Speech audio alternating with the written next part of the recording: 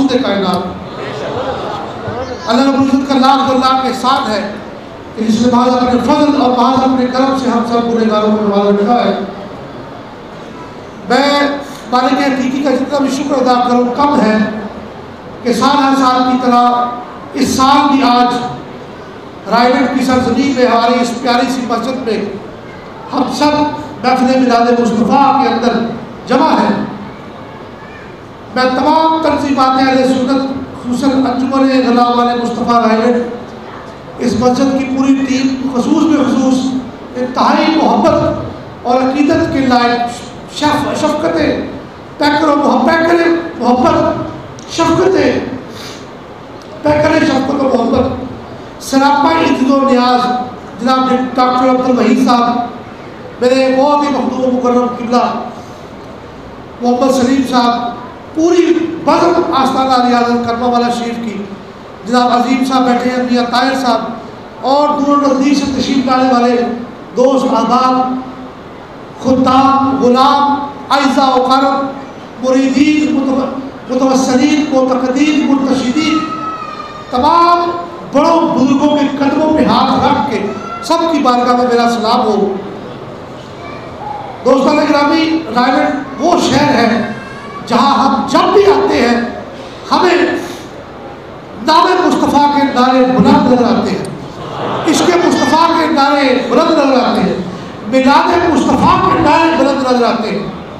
اور یہ وہ شہر ہے، یہ وہ مسجد ہے جہاں پر مجھ ناچیز گنہگار حقیر اور کمینے شخص کو ہمیشہ ہی عزتوں سے نوازا گیا. میں آپ سب کا بارے دیگر شکریہ ادا کرتا ہوں. اللہ کریم آپ کے علم اور عمل میں، ایمان اور ایقان میں، رزق میں برکتیں عطا فرمائے. دوستو، کچھ ابتدائی گفتگو ہم نے میلاد شریف کے اوپر کرنی ہے کہ میلاد کی کیا برکات ہے، میلاد کے کیا دو پیغام ہیں. جیسے ابھی ڈاکٹر صاحب اسماعیل صاحب بڑی پیاری گفتگو کر کے گئے ہیں، تو اور اختتام میں نے کرنا ہے کہ جو اللہ والوں کے ساتھ نسبت ہوتی ہے اس کو انسان کا کیا فائدہ ملتا ہے، انسان کو کیا فائدہ ہوتا ہے. وہ 3 واقعات میں نے آپ کو سنانے ہیں کہ جب نسبت ہو جائے کسی کو کسی قابل شخص سے، اس کا فائدہ کیا ہے، کیا فائدہ ہے اس دنیا میں بھی اور آخرت میں بھی. تو سب سے پہلے میں آغاز اس بات سے کروں گا دوستو کہ سرکار دو عالم اسلام ایک مرتبہ تشریف فرما تھے مسجد میں، بہت سارے صحابہ کرام بیٹھے تھے، تو آپ نے ایک سوال کیا، حضور نے ایک پہلی بجھائی. آقا نے پوچھا عجیب تر ایمان کس قوم کا ہے، کس طبقے کا؟ عجیب تر ایمان یعنی بڑا عجیب و غریب قسم کا ایمان کس کا ہے، کس مخلوق کا ہے، کس گروہ کا ہے؟ اللہ کی مخلوق کا کس گروہ کا ایمان عجیب تر ہے؟ صحابہ نے عرض کیا جی فرشتوں کا. فرشتے بھی تو آخر ایمان رکھتے ہیں نا اللہ تعالیٰ پہ، اس کے انبیاء پہ، اور جبریل امین وہ فرشتوں کے سردار ہیں جو اللہ کے ہر نبی پر پیغام لے کے جاتے رہے، آدم سے لے کے میرے آقا تک. تو صحابہ نے عرض کیا یا رسول اللہ فرشتوں کا ایمان بڑا عجیب تر ہے. تو آپ نے فرمایا ان کا ایمان کیسے عجیب تر ہو سکتا ہے، وہ تو ہر قسم کی گناہ سے پاک ہے، وہ گناہ کر ہی نہیں سکتے. تو پھر صحابہ نے عرض کیا حضور انبیاء کا ایمان بڑا عجیب تر ہے. آپ نے فرمایا نہیں، انبیاء کا ایمان کیسے عجیب تر ہو سکتا ہے، نبی پر تو خود وہی اترتی ہے. پھر صحابہ نے عرض کیا حضور ہمارا ایمان بڑا عجیب تر ہے. آپ نے فرمایا نہیں، تمہارا ایمان عجیب تر کیسے ہو سکتا ہے، تمہارے اندر تو ہر وقت میں موجود ہوں، میں ہر وقت تمہارے اندر موجود ہوں، تم میرے جربت میں رہتے ہو، تمہارا ایمان کیسے عجیب تر ہو سکتا ہے. صحابہ کرام نے ہاتھ باندھے اور عرض کیا اللہ اور اس کے رسول ہی بہتر جانتے ہیں کہ کس قوم کا ایمان عجیب تر ہے. دوستو حدیث پاک کے لفظ ہے، حضور نے فرمایا سنو لوگوں، عجیب تر ایمان ان لوگوں کا ہے جو میرے بعد صدیوں بعد آئیں گے اور بغیر دیکھے مجھ سے محبت کرتے ہوں. انہوں نے مجھے دیکھا نہیں ہوگا لیکن میری ایک جھلک دیکھنے کے لیے اپنے بچے کو قربان کرنے کے لیے تیار ہونے کے لیے میرے زمانے کے صدیوں بعد آئیں گے لیکن مجھ سے محبت کرتے ہوں گے. بغیر دیکھے مجھ سے محبت کرتے ہو. دیکھا حسن یوسف تو انگلیاں کاٹی, بغیر دیکھے یہاں سر کٹائے جاتے ہیں. دوستو حضور آپ کا اور میرا ذکر کر رہے تھے, تو آپ سب اور میں اللہ کریم کا شکر ادا کرتے ہیں. وہ خوش قسمت ہے جن کے ایمان کا ذکر مصطفیٰ صلی اللہ علیہ وسلم فرما رہے ہیں. صحابہ نے تو دیکھا نا حضور کو, تعبیر بھی صحابہ کے زمانے میں, تب تعبیر بھی صحابہ کے زمانے کے قریب. میں اور آپ 14 صدیاں دور ہم حضور کا ذکر کرتے ہیں اور حضور ہماری محبت کا ملک پاتے ہیں, حضور ہماری محبت کو ٹھکراتے نہیں ہیں. ابھی میں نے سورہ والضحیٰ کی 2 آیات پڑھی ہے. اس کو سورہ عشق کہا جائے تو کم نہیں, غلط نہیں. اللہ کریم نے محبت کی انتہا کر دی صورت کے اندر. پہلا اس میں 2 قسمیں اٹھائی اللہ پاک نے. پہلی قسم اللہ کریم نے فرمایا والضحیٰ. اب اس کا مفسرین نے کئی ترجمے کیے. کسی نے لکھا کہ اشراق کے وقت کی قسم, سورج کے طلوع آفتاب کی قسم. اور کسی نے بہت کمال کا ترجمہ کیا, لکھا کہ اس میں اللہ نے فرمایا حضور کے چہرہ انور کی قسم. لیکن وہ بھی بات ٹھیک ہے, لیکن چونکہ ربیع الاول کا مہینہ ہے تو میں حضرت شاہ ولی اللہ محدث دہلوی ان کا حوالہ دینے لگا ہوں, جو کہ بہت بڑے ہندوستان کے امام اور بہت بڑے مفسر, بہت بڑے مفکر اسلام ہو گزرے. انہوں نے لکھا کہ والضحیٰ سے مراد 12 ربیع الاول کی صبح, اللہ نے 12 ربیع الاول کی صبح کی قسم کھائی کہ جب وہ طلوع آفتاب جس میں نبی پاک صلی اللہ علیہ وسلم اس دنیا میں جلوہ گر ہوئے, اللہ نے حضور کی پیدائش کے دن کی قسم کھائی بقول شاہ ولی اللہ محدث دہلوی. پھر فرمایا واللیل اذا سجا. اس میں فرمایا کئی مفسرین نے لکھا کہ کالی سیاہ رات کی قسم. کسی نے بہت عاشقانہ بات لکھی اور لکھا کہ حضور کے زلف عنبری کی قسم, یعنی جتنی حضور کی زلفیں سیاہ تھی اتنی اس سیاہ کی قسم اللہ نے اٹھائی. لیکن ایک اللہ والے نے, شاہ ولی اللہ محدث دہلوی نے کمال کر دیا, قلم توڑ دیا یہ بات لکھ کے. فرمایا اس میں اللہ تعالیٰ نے 11 اور 12 ربیع الاول کی درمیانی شب کی قسم کھائی, درمیانی رات کی قسم کھائی.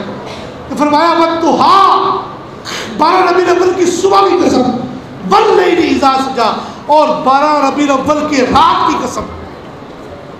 تو دوستان گرامی 12 ربیع الاول وہ دن ہے, اگر یہ دن نہ ہوتا تو نہ شب قدر ہوتی, نہ شب برات ہوتی, نہ عید الفطر ہوتی, نہ عید الاضحیٰ ہوتی, کوئی بھی عید نہ ہوتی.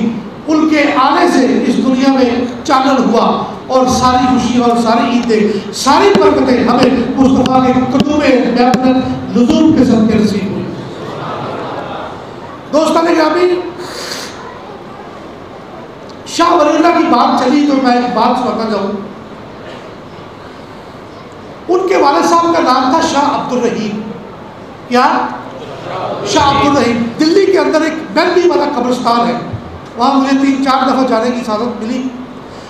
اس مہندی والا قبرستان میں یہ 3 نسلیں آرام کر رہی ہیں, دادا, بیٹا اور پوتا. دادے کا نام شاہ عبد الرحیم, بیٹے کا نام شاہ ولی اللہ اور پوتے کا نام شاہ عبد العزیز. ان تینوں کی قبریں کٹھی ہیں. تو شاہ عبد الرحیم نے ایک رات اپنے بیٹے شاہ ولی اللہ کو بلایا اپنے پاس اور بلا کے کہنے لگے کہ بیٹا ایک کتابچہ لکھو, اس میں میری کچھ باتیں ہیں بڑی راز کی, لیکن جب میں بن جاؤں پھر اس کو پبلش کرنا, پھر اس کو چھاپنا. تو انہوں نے کہا جی حکم کریں. تو فرمایا لکھو الدر السمین فی مبشر النبی الامین. الدر السمین کہتے ہیں قیمتی ترین موتی کو. سمین سا سے ہے, الف با تا سا, سا سے السمین, ٹھیک ہو گیا, قیمتی ترین ہیرا اور قیمتی ترین موتی. فی مبشر النبی الامین, وہ قیمتی موتی جو مصطفیٰ نے خواب میں آ کے مجھے عطا فرمایا. اس کتابچے کا عنوان ہے بڑی مشہور, آپ کو بھی پڑھ لیں, آپ کو مل جائے گی. اس میں ایک واقعہ لکھو بیٹا. اب باپ کہہ رہا بیٹے کو, شاہ عبد الرحیم کہہ رہے بیٹے شاہ ولی اللہ کو کہ بیٹا وہ ایک واقعہ لکھو. انہوں نے کہا جی کیا واقعہ لکھنا. اب یہ واقعہ میں سلیم صاحب کی نظر کر رہا ہوں، غور سے سنیں اب سب احباب، اور ڈاکٹر عبدالوحید صاحب کی نظر۔ شاہ عبد الرحیم کہنے لگے بیٹا میں جب بھی میلاد کا مہینہ آتا تو میں دلی میں بڑا اہتمام کرتا، بڑے غریبوں مسکینوں امیروں کو بھی اور غریبوں کو بھی بلا کے کھانا کھلاتا، دعوت دیتا اور حضور کا میلاد مناتا جب بھی بانگ اویلیبل آتا۔ ایک سال بیٹا ایسا ہوا کہ دلی میں شدید قحط پڑ گیا، ہر چیز ختم ہو گئی۔ پرانے زمانے میں قحط دوستوں اگر پڑتا تو ہر چیز اکٹھی ختم ہو جاتی، مثلا چاول، دال، اناج، دودھ، گوشت، ہر چیز کھانے پینے کی ختم ہوئی۔ اب تو جدید دور ہے، ایک چیز ادھر سے ختم ہوئی تو دوسری چیز اس کونے سے مل جاتی ہے، ایک چیز ایک شہر سے ختم ہوئی وہی چیز دوسرے شہر سے مل جاتی ہے، جدید دور ہے۔ لیکن پرانے زمانوں میں جب قحط پڑتا تھا تو ہر چیز ہر جگہ سے ختم ہو جاتی تھی۔ تو فرمانے لگے جی بیٹا دلی میں قحط پڑا، ہر چیز ختم ہو گئی، لوگ بھوکے مرنے لگے، مجھ پر غربت آ گئی۔ خدا نہ کرے کہ ہم میں سے کسی پر غربت آئے، اللہ سب کے حالات اچھے کرے اس میلاد کے مہینے کا صدقہ، جن کے حالات برے ہیں میرے مصطفیٰ کی پاک آمد کی گھڑی کا صدقہ ان کے اچھے حالات کر دیں، بی بی آمنہ کی گود کا صدقہ۔ تو غربت آ گئی مجھ پر، وہ فرمانے لگے شاہ عبد الرحیم تو اوپر سے میلاد کا مہینہ بھی آ گیا۔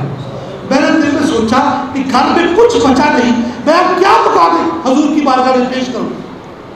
تو دل میں خیال آیا کہ یہ جو چنے نہیں ہوتے پوچھے چنے، یہ میں نے منگوائے، اسی پر ختم پڑھ کے غریبوں مسکینوں امیروں کو بلا کے حضور کا میلاد بنا دیا اور سب کو تقسیم کر دیا۔ تو بیٹا میں اس رات تہجد کی نماز پڑھ رہا تھا، تو نماز پڑھتے پڑھتے مجھے نیند کا غلبہ ہوا اور میں ٹیک لگا کے سو گیا۔ تو خواب میں تو سو گیا، میرے وقت جاگ اٹھے، خواب میں نبی کریم علیہ السلام تشریف فرما ہوئے اور آپ سرکار کے ساتھ دائیں بائیں دیگر بہت سی اعلیٰ نورانی ہستیاں تشریف فرما ہے۔ حضور کی اس جولی مبارک میں، حضور کی دعوت میں کوئی چیز ہے اور آپ اپنی اس جولی میں ہاتھ پھیرتے ہیں اور کوئی چیز تناول کرتے ہیں۔ میں نے پوچھ لیا یا رسول اللہ میرے ماں باپ آپ پر قربان، حضور آپ کیا تناول فرما رہے ہیں؟ تو حضور نے فرمایا عبد الرحیم یہ وہی چنے ہیں جو تم نے میری یاد میں تقسیم کیے۔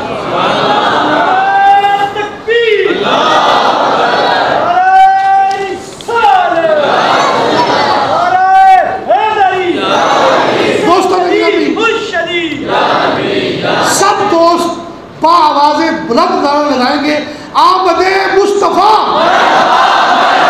آمد مصطفیٰ، چہرائے والدہا، چہرائے والدہا۔ تو فرمایا عبد الرحیم یہ وہی چنے ہیں جو تم نے میری یاد میں تقسیم کیے۔ اب یہاں پہ دو نقطے سنے ذرا۔ ساری زندگی وہ میلاد مناتے رہے، اتنی دیگیں پکاتے رہے، سینکڑوں دیگیں پکا کے تو اپنے محلے میں اپنے شہر میں لوگوں کو دعوت دے کر تقسیم کرتے رہے، تب زیارت نہیں ہوئی۔ زیارت کب ہوئی؟ جب نوبت چنوں پہ آ گئی۔ یہ نقطہ کبھی غور کریں، زیارت کب ہوئی؟ جب نوبت چنوں پہ آ گئی۔ تو ضرور بھی صبر کی ہے کہ اس بارگاہ عالیہ میں عقیدت اور عاجزی قبول ہے، دیکھیں اور یہ کنوفر قبول نہیں ہے۔ بہت پیارا نقطہ بیان کر کے گئے ہیں اسماعیل صاحب کہ ہم صرف اور صرف گلیاں ہی نہ سجائیں، اپنا سینہ بھی سجائیں، اپنا چہرہ بھی حضور کی بارگاہ میں سجائیں۔ اب وہ تو بار بار یہ اشارہ کر رہے تھے، میرا دل کر رہا تھا کہ آپ سے کہوں ہاتھ کھڑا کریں جتنے بھی داڑھی بنے ہیں وہ سارے حضور کے اس میلاد پہ ارادہ کریں گے کہ ہم نے داڑھی رکھنی ہے۔ اور کربلا والے سرکار رحمۃ اللہ علیہ کے مریدوں کی تو پہلی شان یہ ہے کہ ان کی اتنی لمبی داڑھی ہے۔ میری بھی داڑھی پوری لمبی ہے، میں نے ذرا لیٹ کے رکھی ہوئی۔ اب یہ دیکھیں یہ کتنی نورانی چہرے اور نورانی ہے۔ صوفی شریف صاحب قصور سے تشریف لائے ہیں، یہ دوستوں ایویں نہیں آ جاتا، ان کی نگاہ سے آتا۔ آپ یہ دعا کریں، آپ ارادہ کر لیں نگاہ وہ ڈال دیں، آپ ارادہ کریں کہ ہم حضور کی سنت کے مطابق اپنا چہرہ سجائیں گے، سرکار دو عالم آپ کو توفیق خود ہی عطا فرمائے۔ دوستوں دوسرا نقطہ یہ ہے کہ حضور کی بارگاہ میں چاہے چنے کا ایک دانہ پیش کیا جائے یا بادشاہ تو سلطنت لٹا دی جائے مصطفیٰ کے نام پر، وہ حضور دیکھتے بھی ہیں، جانتے بھی ہیں، قبول بھی کرتے ہیں، دیکھتے بھی ہیں، جانتے بھی ہیں اور قبول بھی فرماتے ہیں۔ اس لیے میلاد ہر کوئی بندہ اپنی اپنی اوقات کے مطابق منائے اور جو کچھ بھی اس کی بساط میں ہے وہ حضور کی بارگاہ قدس میں پیش ضرور کرے۔ حضرت محترم، اللہ والوں کے ساتھ نسبت جو ہے یہ اور کچھ سوارے نہ سوارے بندے کی آخرت اور دنیا سنوار دیتی ہے، دنیاوی معاملات۔ بہت سارے واقعات ایسے دیکھے، کامل پیر کی صحبت وقت نظام میں کام آتی ہے۔ حضرت صاحب کربلا والے سرکار رحمۃ اللہ علیہ فرمایا کرتے تھے کہ جب تک فرشتہ موت کا ہمارے سے اجازت نہ لے لے ہمارے مرید کی روح نہیں قبض کرتا۔ ایک دفعہ بڑے بندے بیٹھے ہوئے تھے اور حکیم صاحب ایک آتے تھے فیصل آباد سے، ان سے پوچھنے لگے بڑے حضرت صاحب کربلا والے سرکار اعلیٰ حضرت گنج کرم حضرت سید محمد اسماعیل شاہ صاحب بخاری رحمۃ اللہ تعالیٰ علیہ، فرمانے لگے حکیم صاحب خاتمہ بالخیر کی ہوتا ہے؟ خاتمہ بالخیر تو وہ حکیم صاحب کہنے لگے جی خاتمہ بالخیر ہے ہوتا ہے کہ بندہ کلمہ پڑھے تو ایمان جان نکل جائے۔ آپ نے فرمایا تہاڈی گل ٹھیک ہے لیکن میرے کو ایک اور مطلب ہے، خاتمہ بالخیر ہے ہوتا ہے کہ کسی گنہگار دا وقت ندا ہوئے، موت دا وقت ہوئے تو گناہاں دے باوجود او دی جان ایتھے اڑی ہو تو او دا شیخ کامل او دے سرانے آ کے کھلو دے تو فرشتہ ایمان دی حالت جو دی او دے شیخ دی موجودگی جو اس بندے دی جان کڑے اے وقت نظار اے وقت بالخیر تے او بندہ کہنے لگ پیا، بہت بندے بیٹھے سن، وہ کہنے لگے حضور پھر دعا کرو ساڈا بھی خاتمہ بالخیر انج ہی ہوئے۔ تے آپ چوک سے آئے، آپ نے فرمایا جاؤ چوہی صاحب تہاڈا بھی خاتمہ بالخیر، جاؤ بھائی صاحب تہاڈا بھی خاتمہ بالخیر، جاؤ مولوی صاحب تہاڈا بھی خاتمہ بالخیر، جاؤ حکیم صاحب تہاڈا بھی خاتمہ بالخیر، لو اللہ ساڈا سارے دا ہی خاتمہ بالخیر کرے۔ تو دوستان گرامی، ایک بہت بڑے بزرگ تھے گجرات کے سائیں گور الدین اویسی، سلسلہ اویسیہ کے بڑے مشہور، کبھی آپ گجرات جائیں تو ان کے بازار پہ حاضری ضرور دیں، بڑے مجذوب آدمی تھے، بڑے اللہ والے، صاحب نظر۔ ان کا کوئی مرید تھا، ان کے ڈنگر چارتا تھا، بچے گویا اکٹھا کرتا، تو اس پر ایک دن پیار آیا اور آپ نے اس پر نظر کی تو اس کو فیض عطا فرما دیا، اس کو پتھر سے پالش کر دیا، زیر ریت کے ذرے سے آسمان کا ستارہ کر دیا، ٹھیک۔ اب حجابات اٹھ گئے، اب وہ ہر ایک کے راز کھولنے لگا کیونکہ اس پر نگاہ ڈالی، اس کو قابل کر دیا۔ اب وہ محلے میں جا بھی جائے، کسی گھر کی چوری ہو تو اسے کہہ دے اوے تیرے گھر فلاں بندے نے چوری کی تھی، کسی کو کوئی مسئلہ ہو تو وہ اس کا نام بتا دے۔ تو سائیں گور الدین نے اپنے اس ڈنگر کو پٹھے ڈالنے والے بندے کو بلایا اپنے پاس، جو بھی اس کا نام تھا، فرمایا بیٹا اللہ ستار العیوب ہے، تم ہر ایک کے راز نہ کھولا کرو، یہ کیوں ایسے کرتے ہو؟ کہاں چوری ہوئی، کہاں مسئلہ ہوا، تم ہر ایک کے راز کھول دیتے ہو۔ تو اس نے کہا کہ پہلے گل ہو سی اور سارے کو بھی بڑا فیض آ گیا، وہ بدل گیا نا، وہ آکڑ میں آ گیا، غرور میں آ گیا کہ پہلے گل ہو سی اور سارے کو بڑا فیض آ گیا۔ حضور سائیں گور الدین اویسی اللہ والے غصے میں آئے اور ہر چیز اس سے سلب کر دی جو اس کو دی تھی، جو ولایت عطا کی تھی وہ سلب کر دی، جو دی تھی وہ سلب کر دی۔ اب وہ پاگل ہو گیا، دیواروں پر ٹکرے مارتا پھرے، حتیٰ کہ اس کا وصال ہو گیا اور چہرہ کالا ہو گیا، سارا چہرہ۔ غلام کو پتہ چل گیا، بچوں کو، بیٹوں کو، کہ یہ اس بزرگ کی، ہمارے پیر و مرشد کی گستاخی کا صلہ ہے، یہ جو میرے باپ کا سارا جسم کالا ہو گیا بعد از وصال۔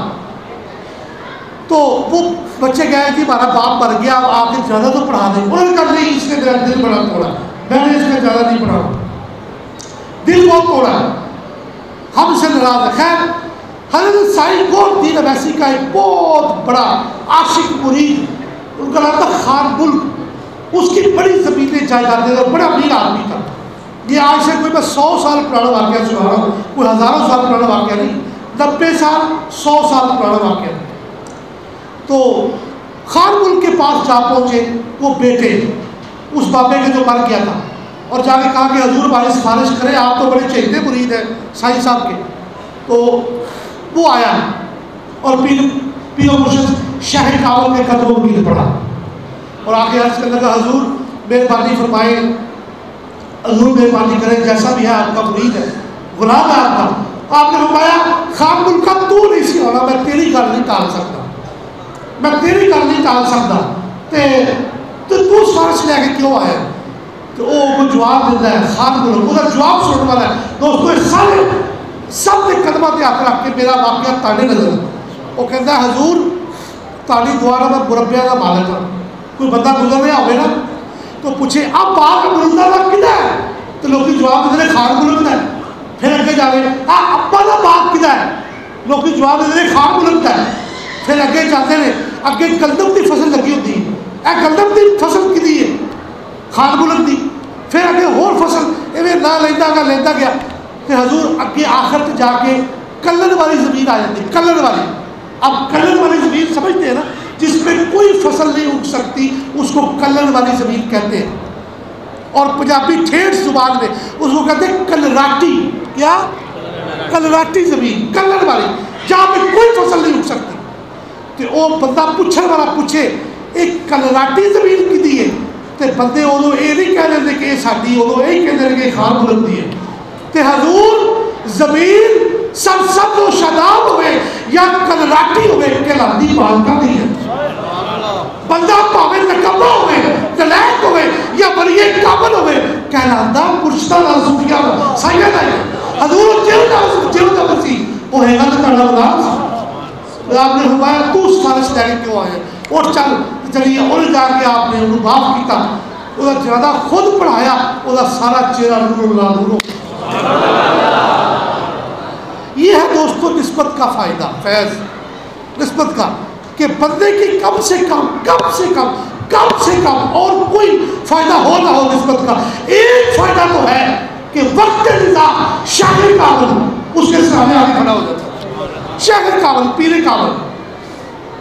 دوستان گرامی ابھی پرسوں ہی چشتی آباد شریف میں عرس مبارک اختتام مزید ہوا اور اتنی نورانی روحانی وجدانی محافل ہوئی. یہ سب دوست سلیم صاحب اور رائمنڈ سے اکثر ہمارے پیر بھائی دوست تشریف لے ہوئے، سوری شریف صاحب بھی گئے تھے. تو وہاں پہ میرے ابا جی قبلہ کے بڑے پیارے دوست شیخ صحبت اور کلاس فیلو ڈاکٹر ساجد الرحمان صاحب آئے. انہوں نے ایک واقعہ سنایا، میں بھی وہ نسبت کے حوالے سے واقعہ آپ کو سنا دیتا ہوں. وہ فرما رہے کہ ہمارے پیر و مرشد یوسف سے ایک علاقہ ہے، وہاں کے رہنے والے تھے. ہمارے جو ہمارے پیر خانے کا، ہمارا جو آس خانہ ہے اس کا پیر خانہ، وہ ڈاکٹر صاحب کہہ رہے ہیں، ڈاکٹر ساجد الرحمان صاحب. یوسف سے ایک علاقہ ہے ادھر دور اسلام آباد سے آگے. تو وہاں پر وہ اللہ والے تھے، وہ جو پیر صاحب نظر، ان کا ایک نان بھائی تھا، ایک باقی بلّہ کا بھی نان بھائی تھا نا جس پر آپ نے نگاہ ڈالی تھی. تو ان کا ایک نان بھائی تھا، روٹیوں پہ دودھ پہ روٹیوں لگاتا تھا. تو کسی نے کہا حضور وہ بہت بیمار ہے اور بس آؤ جاؤ ہے، بس وہ جانے والا ہے، تو ذرا اس کی خبر لے لیں. تو وہ پیر صاحب اچھے شاہ کابل سے وہ اٹھے اور گئے اس نان بھائی کے گھر، اور وہ چارپائی پہ لیٹا ہوا ہے.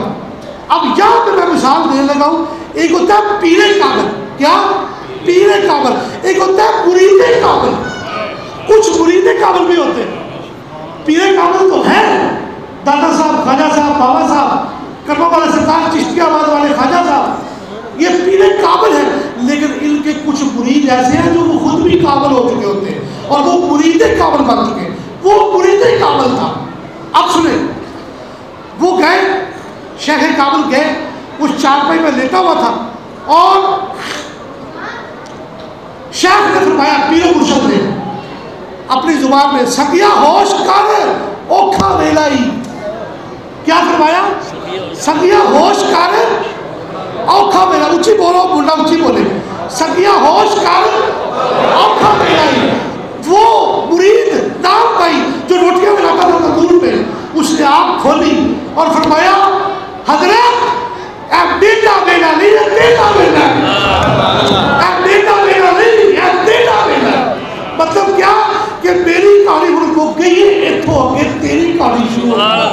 نعرہ تکبیر، نعرہ رسالت، نعرہ حیدری، آمد مصطفیٰ،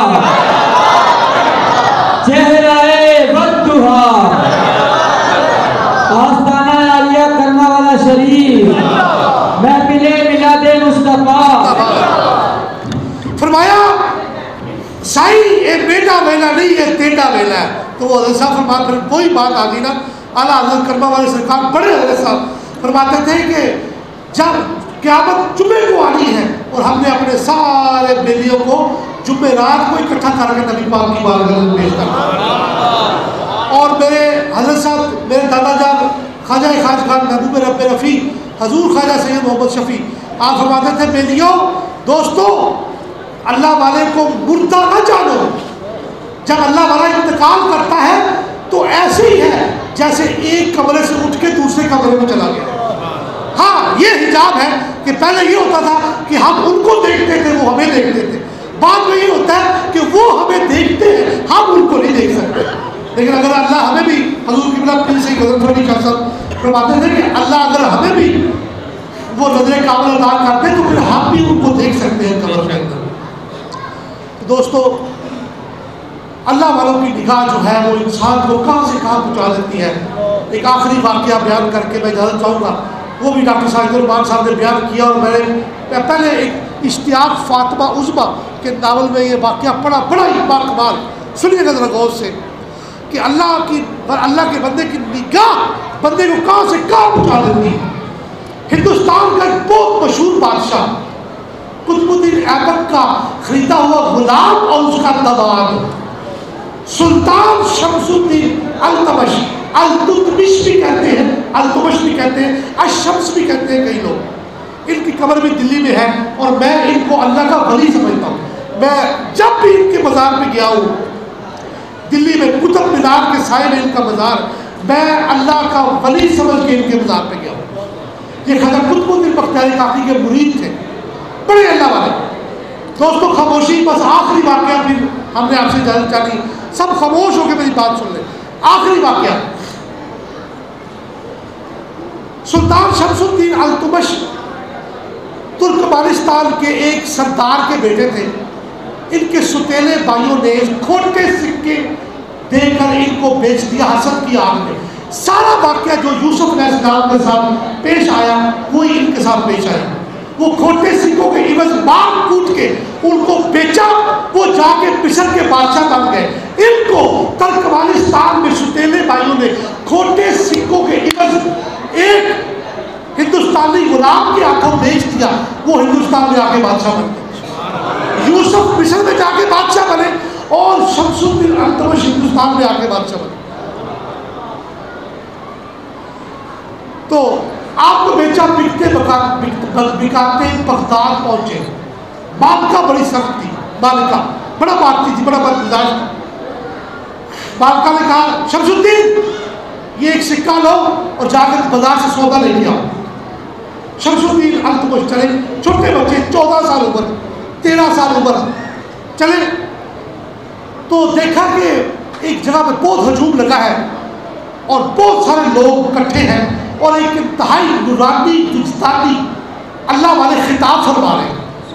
واقعہ بڑا سننے والا ہے، توجہ سے۔ سفید داڑھی، سفید امامہ شریف، سفید لباس، نورانیت والے بزرگ خطاب فرما رہے ہیں۔ وہ اتنے گم ہوئے اس خطاب میں کہ بھول ہی گئے کہ میں گھر سے کیا لینا آیا تھا۔ وہ شمس الدین التمش کہ بھول گئے کہ میں گھر سے کیا لینے آئے، دیکھا تو جیب میں ہاتھ ڈالا تو وہ ایک سکہ ہی ہے، چوری ہو گئے۔ تو رونے لگے، پریشان ہونے لگے۔ تو شمس الدین رو رہے تھے تو پیچھے سے کسی نے آ کے بڑے پیار سے نرمی سے ہاتھ رکھا، ایسے کندھے پہ ہاتھ رکھا پیچھے سے۔ شمس الدین نے جب مڑ کے دیکھا تو وہی بزرگ جو تقریر کر رہے تھے، جو خطاب فرما رہے تھے، فرمایا بیٹا کیا ہوا، کیوں روتے ہو؟ تو وہ کہنے لگے حضور میری مالکہ بڑی بدمزاج ہے، بڑی غصے والی ہے، اس نے مجھے ایک سکہ دیا تھا کہ سودا لے کے آؤ. میں آیا, آپ کا خطاب سن رہا تھا, اتنا مگن ہوا کہ وہ سکہ بھی کھو گیا اور کام بھی دور گیا کہ گھر سے کیا کرنے آیا ہے. تو آپ نے فرمایا اس میں پریشان ہونا ہی کیا بات ہے, یہ لو ایک سکہ لے لو. اپنی جیب سے سکہ نکال کر اس کو دیا, جاؤ جا کے سودا لاؤ, گھر جاؤ. لیکن یہ میری بیٹا بات یاد رکھنا, جب دلی کے تخت پر بیٹھ جاؤ تو فقیروں مسکینوں کو نہ بھولنا, ہم جیسے فقیروں مسکینوں کو نہ بھولنا.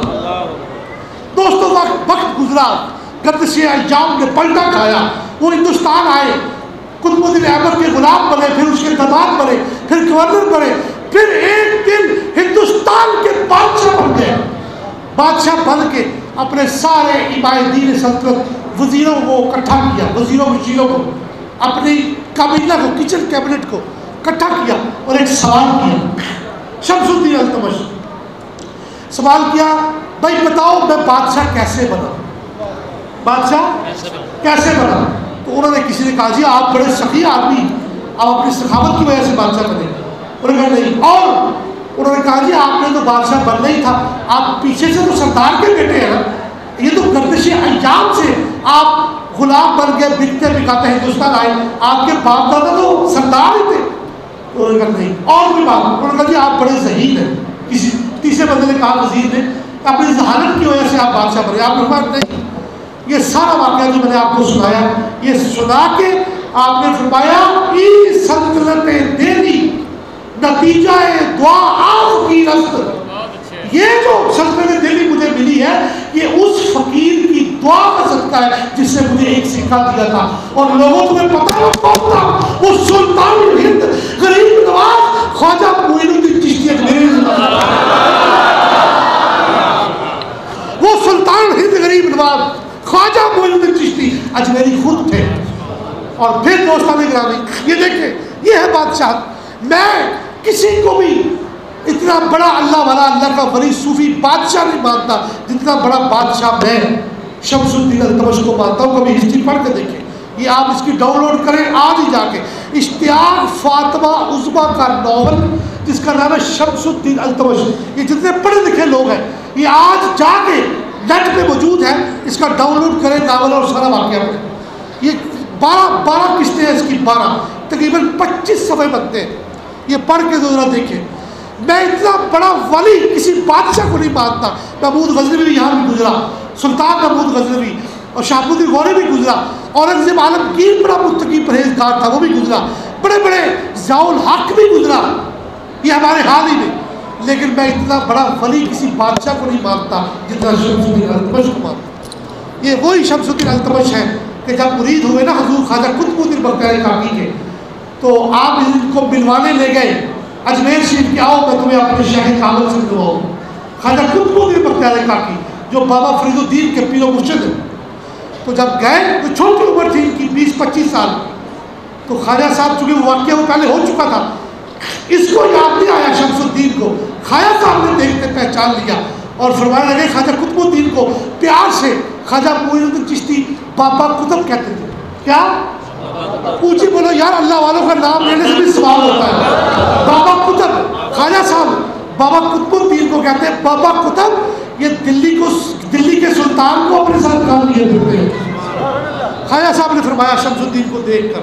تو دوستان گرامی, حضور خواجہ قطب الدین بختیار کاکی ان کا جنازہ تیار ہے, لاکھوں کو ہجوم ہے دلی کے اندر.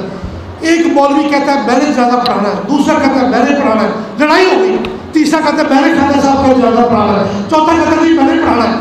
حضور خواجہ قطب الدین بختیار کاکی کا خادم مجمع سے باہر نکلا اور یہ 5 شرطیں پڑھی اور فرمایا کہ رات وصال سے قبل خواجہ قطب پاک نے مجھے فرمایا تھا کہ مجمع میں کہہ دینا کہ جس شخص کے اندر یہ 5 نشانیاں ہو میرا وہ جنازہ پڑھائے اور وہ نہ پڑھائے. ان میں سے پہلی شرط, میرا جنازہ وہ پڑھائے جس کی آج تک تہجد نہ چھوٹی ہو. میرا جنازہ وہ پڑھائے جس نے آج تک فرض نماز قضا نہ کی ہو. میرا جنازہ وہ شخص پڑھائے جس نے عصر کی 4 سنتیں نہ چھوڑی ہو حالانکہ غیر مقدر. پھر فرمایا میرا جنازہ وہ پڑھائے جس نے کسی غیر محرم کو ہاتھ نہ لگایا ہو. میرا جنازہ وہ پڑھائے جس نے کسی غیر محرم کو نظر بھر کے آنکھ نہ دیکھا ہو، آنکھ بھر کے نہ دیکھا ہو۔ شمس الدین التمش جب بھی کسی غیر محرم عورت سے بات کرتے تو ان کا انداز یوں ہوتا، نگاہ پاؤں میں ہوتے نیچے اور عورت سے بات کر رہے ہوتے، آخر بادشاہ تھے۔ جب یہ 5-6 شرائط اس بندے خادم نے، غلام نے، خواجہ قطب پاک کے غلام نے بیان کی، پورے مجمع میں سکتہ طاری ہو گیا، کسی کی جرأت نہ ہوئی کہ مسلح امامت پر آئے۔ جب اس نے 5-6 دفعہ اعلان کیا، ہاں بھائی بتاؤ کسی کے اندر یہ علامات ہیں، یہ نشانیاں، تو شمس الدین التمش جن کا میں نے آپ کو واقعہ سنایا، وہ سر جھکائے مجمع سے باہر نکلے اور عرض کرنے لگے حضور آپ تو چلے گئے ہیں، میرا راز فاش کر گئے۔ تو انہوں نے خواجہ قطب الدین کا جنازہ خود پڑھایا، بادشاہ وقت سلطان دلی خواجہ حضرت شمس الدین التمش پر کروڑوں درود و سلام، اللہ کی رحمت ہے۔ دوستان گرامی، آپ سب کو میلاد شریف کی بڑی محبت، بڑا مبارکباد، اللہ کا شکر ہے اللہ تعالیٰ نے ہمیں یہ مہینہ پھر اپنی زندگیوں میں عطا فرمایا ہے۔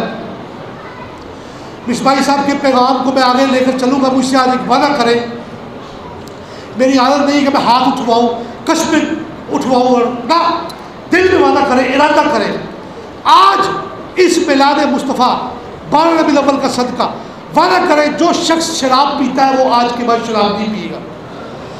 وعدہ کریں کہ جو شخص بدکاری کرتا ہے اس میلاد پاک کا صدقہ وعدہ کریں کہ میں وہ بدکاری نہیں کروں گا۔ جو شخص دوشف نہیں پڑھتا وہ وعدہ کرے مجھ سے کہ اس میلاد کے برکت میں ہر روز 500 دفعہ دوشی پڑھوں گا۔ جو 1000 دفعہ پڑھ سکتا ہے وہ 1000 دفعہ پڑھے، جو 2000 دفعہ پڑھ سکتا ہے وہ 2000 دفعہ پڑھے۔ میں کم سے کم 500 دفعہ پڑھنے کی تلقین کر رہا ہوں۔ کوشش کا وعدہ کریں کہ میں کوشش کروں گا کہ تہجد پڑھوں گا، میں کوشش کروں گا کہ تہجد پڑھوں، کوشش کا وعدہ کریں۔ پھر یہ وعدہ کریں کہ میں کوشش کروں گا کہ میں کوئی بھی نماز فرض نہ چھوڑوں۔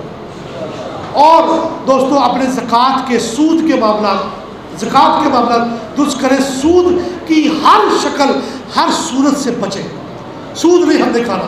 اور دوستان گرامی، مہینے میں ایک دن ایسا رکھیں کہ جب آپ کسی اللہ والے کے مزار پہ حاضری دینے جائیں، چاہے وہ دادا صاحب ہو، میاں شیر صاحب کا مزار ہو، کرما والا شریف ہو، چشتیہ آباد شریف کاموں کی ہو، پیر بابا بلے شاہ صاحب ہو، شاہ عنایت قادری ہو، شاہ کمال چشتی، بہت بڑے بزرگ ہیں قصور کے اندر۔ حضرت یہ صوفی صاحب، صوفی شریف صاحب بیٹھے ہیں، یہ ہم کرما والا شریف سے لاہور آ رہے تھے تو بابا سرکار کرما والوں کا میرے نانا جی کا واقعہ سنایا انہوں نے، تو انہوں نے کہا جی کہ صوفی شریف صاحب قصور میں کتنے دربار ہیں اولیاء، تو اس نے سب سے پہلا نام دیا بابا بلے شاہ کا، تو آپ نے فرمایا نہیں اور کوئی، تو اس نے اور اولیاء کے نام دیے، پھر فرماتے گئے اور کوئی 4-5 جب نام لیے تو آخر میں حضرت شاہ کمال چشتی رحمۃ اللہ علیہ کا نام دیا، تو آپ نے فرمایا ہن ٹھکانے میں پہنچے ہیں، وہ بھی اللہ والے نے۔ ان کے مزار کی 100 پوڑی ہے، 100 سیڑھی، تو وہ وہاں پر کبھی جائے۔ اولیاء اللہ کے مزار پہ دوستو جانے سے باطن صاف ہوتا ہے، یہ بات ذہن میں رکھیں، اولیاء صوفیاء کے مزار پہ جانے سے باطن صاف ہوتا ہے، باطن۔ تو اللہ تعالیٰ میری بات کو قبول فرمائے۔ یہ سب احباب وعدہ کرتے ہیں کہ اس میلاد ہم نے یہ سارے اپنی اصلاح کرنی ہے اور اپنا صفائی کرنا ہے۔ اللہ کی ہمارا اور آپ کا حامی ناصر ہو۔ اللہ کی ہمیں ہمارے اولادوں کو حضور علیہ السلام کی محبت ادب غلامی میں رکھے، حضور کی محبت ادب غلامی میں مارے، اور سرکار دو عالم کی شفاعت کبریٰ سے بھی ضرور دعا فرمائے۔ اسی سے مائدہ نظر بہار ہے اور اسی سے مائدہ نظر بہار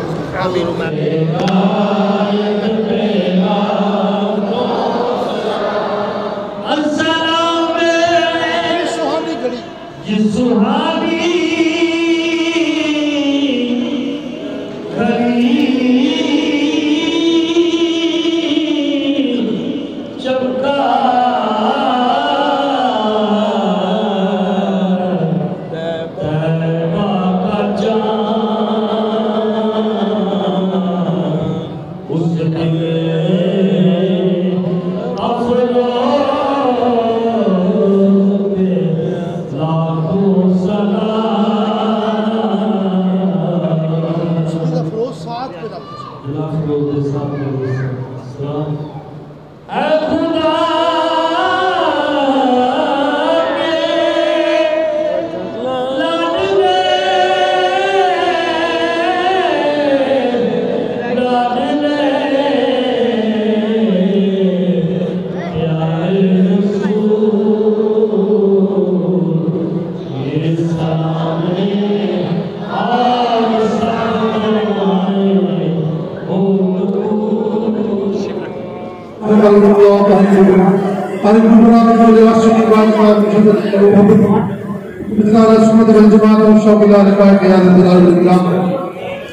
اللہ کریم ہم سب کی آج کی اس محفل میلاد مصطفیٰ میں حاضری کو اپنی بارگاہ میں قبول و منظور فرما، حضور کی نگاہ میں اللہ کی اس حاضری کو مقبول فرما دے۔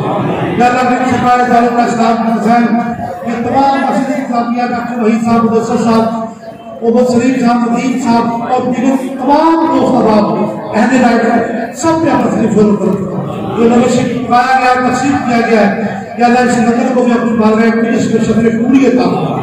یا اللہ جو بھی اولاد ہے سرکار میلاد مصطفیٰ کا ان کو شامل اولاد فرما، تو اللہ کی بیمار ہے ان کو حضور کے میلاد کی بلی کا صدقہ شفاء کاملہ عطا فرما، تو یا اللہ کسی بھی دکھ تکلیف میں مبتلا ہے ان کو نجات عطا فرما، تو بے روزگار ہے ہمارے نوجوان یا اللہ ان کو اس کی حلال وافر عطا فرما۔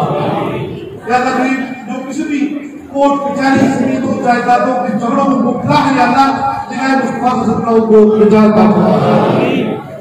ہم سب کو حضور کے نقش قدم پر چلنے کی توفیق عطا فرما، حضور کا اسوہ اپنانے کی توفیق عطا فرما، ہمیں نمازیں پڑھنے والا کی توفیق عطا فرما، زیادہ سے زیادہ درود پاک پڑھنے کی توفیق عطا فرما۔ ربنا آتنا فی الدنیا حسنۃ وفی الآخرۃ حسنۃ وقنا عذاب النار وادخلنا جنة الأبرار يا عزيز يا غفار يا رب العالمين۔ ربنا تقبل منا إنك أنت السميع العليم وإنك أنت التواب الرحيم۔ يا رسول الله قل حالنا يا رب الله اسم قالنا إننا صالحا ورقل خذ أيدينا صحن لنا سقالنا یا رسول اللہ تمہیں بڑھنا چاہیے صبر جائے گا یا رب مصطفیٰ بارک واسطنا وقف لنا محمد آیا وسلم صلی اللہ تعالی علیہ وسلم سیدنا مولانا محمد و علیہ وسلم